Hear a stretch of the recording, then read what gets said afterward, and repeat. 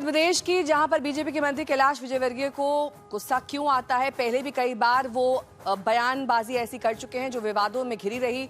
पहले वो इंदौर में पानी कांड पर भड़कते थे, अब इसी कांड में विधानसभा में नेता विपक्ष ने सवाल किया तो वो औकात में रहने के लिए कहने लगे। उनके औकात वाले बयान पर विपक्ष का पारा गर्म हुआ तो सीएम मोहन यादव ने ये कहकर माफी मांग ली कि अनजाने में शब्द निकल गया।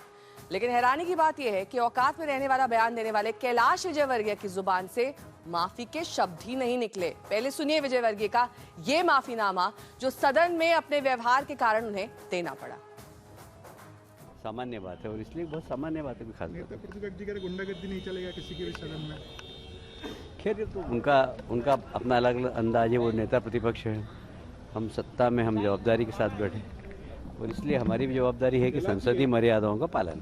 37 साल में ऐसा नहीं हुआ और इस बार कहीं ना कहीं आपसे गुस्सा आ गया। क्या आपने बोला इतने सालों में कभी नहीं हुआ लेकिन गुस्सा आ गया। कभी कभी आ जाता है यार।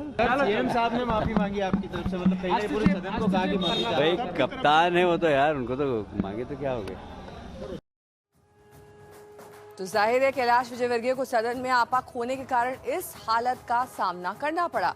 अगर उन्हें मर्यादा नहीं खोई होती, संयम दिखाया होता, सदन की गरिमा का ख्याल रखा होता तो शायद ये नौबत ही नहीं आती। लेकिन उनके व्यवहार पर विपक्ष आग बबूला है और उनके कारण मुख्यमंत्री मोहन यादव को माफी मांगनी पड़ी। मैं समझता हूँ कि चूंकि माननीय अध्यक्ष जी ने और चर्चा कर मुख्यमंत्री जी ने खुद ने खेद व्यक्त कर दिया है, तो मैं समझता हूँ कि सत्ता पक्ष की ओर से खेद आ गई, माफी आ गई। तो इस बात को तवज्जो देना महत्वपूर्ण नहीं है। महत्वपूर्ण यह है कि प्रदेश का विकास कैसे हो, उस पर चर्चा कैसे हो।